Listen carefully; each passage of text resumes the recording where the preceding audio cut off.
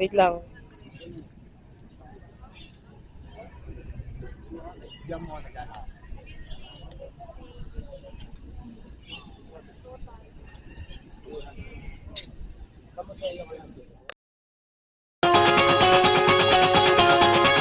Oh, don't you dare look back, just keep your eyes on me. I said you're holding back. She said shut up and dance with me. This woman is my destiny. She said ooh, ooh, shut up and dance with me.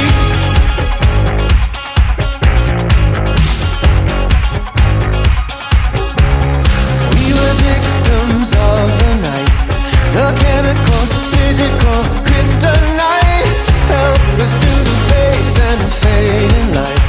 Oh, we were bound to get together, bound to get together.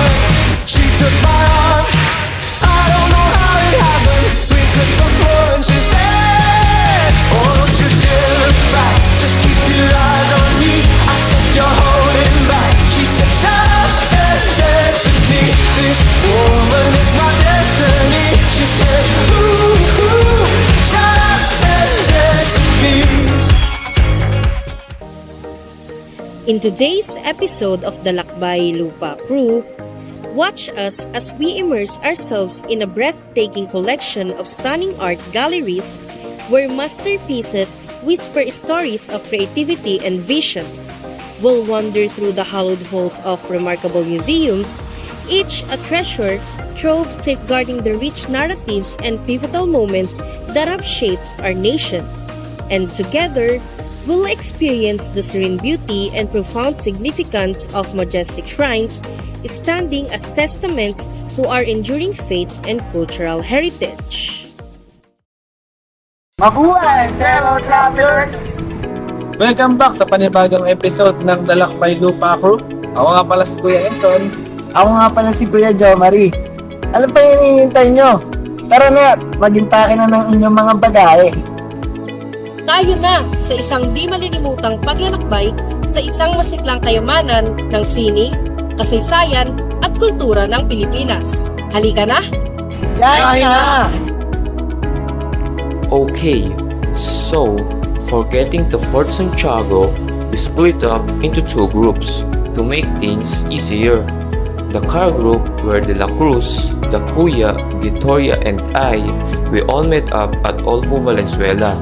From there, we drove from R9 in Abad Santos Avenue straight to Intramuros and parked near Fort Santiago. And then, Amper and I, we are the motorcycle group.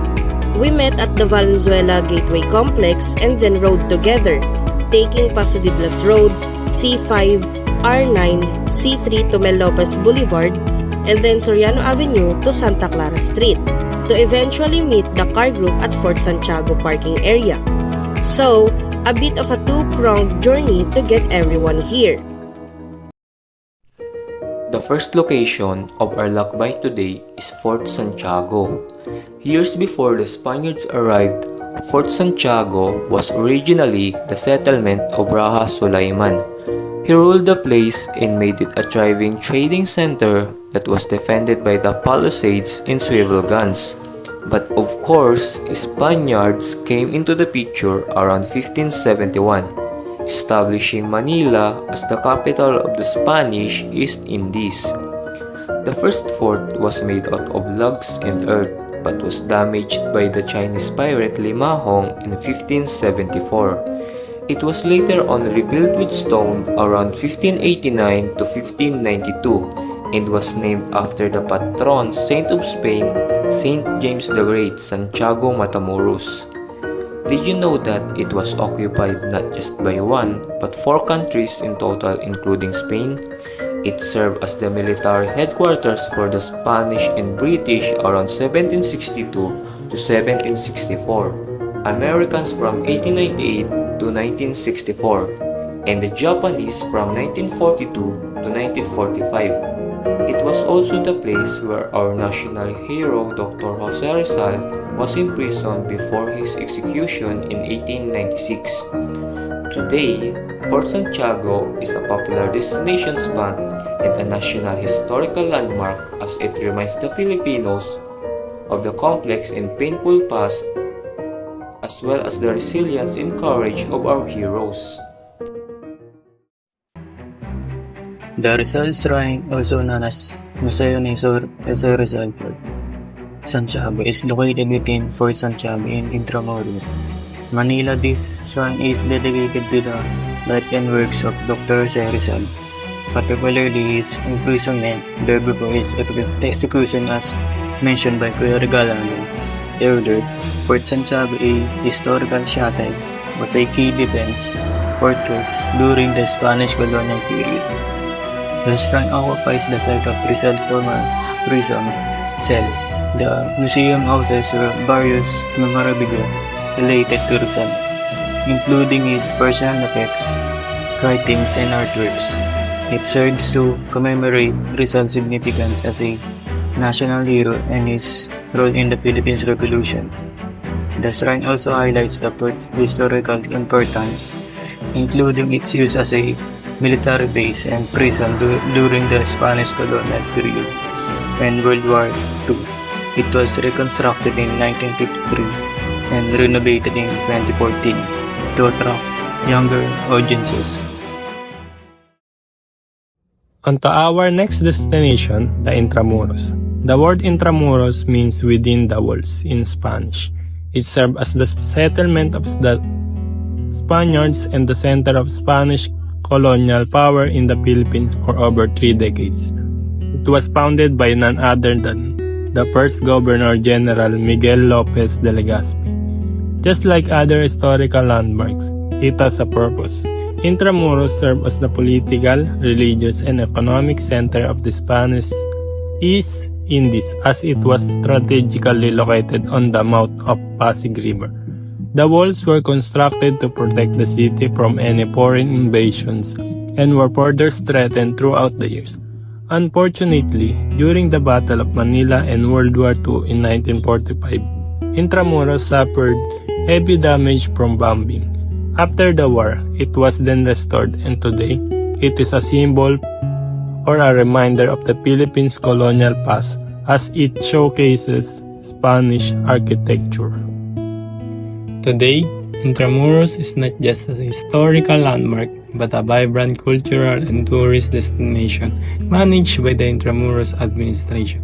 This government agency has been instrumental in the ongoing restoration and preservation efforts within the walled city, transforming it into a living museum. Visitors can explore its cobblestone streets and well-preserved structures, such as Fort Santiago, San Agustin Church, and Casa Manila, offering a glimpse into the Spanish colonial era. Beyond its historical significance, Intramuros also houses various museums, educational institutions, restaurants, and shops, blending the old with the new and providing a unique experience for both locals and tourists eager to immerse themselves in the Philippines' rich history and heritage. Casa Manila. Casa Manila, located in Intramuros, is a museum offering a glimpse into the lifestyle of the wealthy Filipino family during the late Spanish colonial period. It was built in 1980s and is a replica of house originally located in Jabonero Street in the district of Binondo from the 1850s. The man behind the museum is architect J. Ramon L. Pausman. The museum showcases blends Spanish colonial and Filipino architectural style, featured period furniture and artifacts from the Philippines, China, Europe. Casa Manila provides snapshot of the opulence and cultural influences present in 19th century Manila. Stepping into Casa Manila is like traveling back in time, immersing visitors to ambience of bygone era.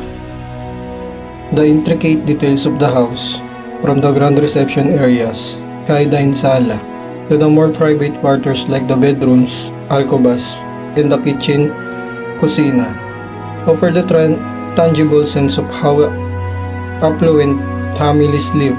The central courtyard patio provides a refreshing open space, characteristic of the architectural style, while the upper floor, azotea, offers view of the surrounding Intramuros.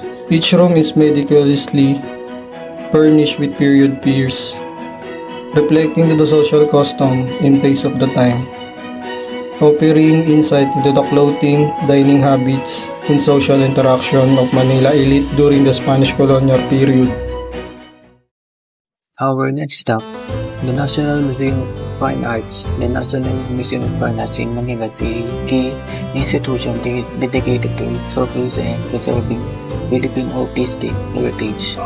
As a part of National Museum of the Philippines, it houses a significant collection of Filipino art, including paintings and sculptures.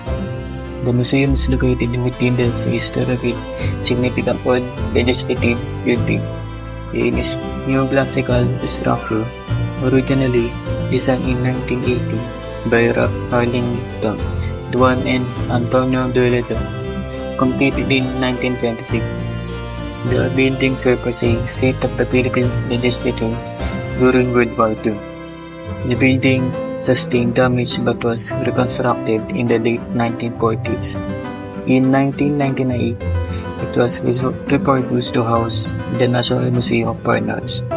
The museum 29 art galleries feature works by renowned Filipino artists such as Juan Luna, Felix Regollation Hidalgo, and Guillermo Tolentino, and continues to exhibit pieces from both classical and contemporary period. Pagod na ba kayo mga malalakbay? Sana naman at hindi pa dahil marami pa tayong pupuntahan na talaga namang mapupulutan ng maraming aral. At para mas masaya, nag-interview kami ng kapwa namin malalakbay sa National Museum of Fine Arts. Ate Tesyo, pasok! What's your name? Mehmet. Mehmet. Yes. Mehmet. Sir Mehmet. And where are you now? It's from church. What is your name? Jetri or Jetri. Jetri from Jetri. And so, our first question is, how many times have you visited the museum and tell us your overall experience? This is the first time I actually just came in. The entrance was quite impressive. As I entered this large gallery and being confronted first by this huge painting of probably Polarium. That's Polarium painting. yeah. That was quite striking as a first impression.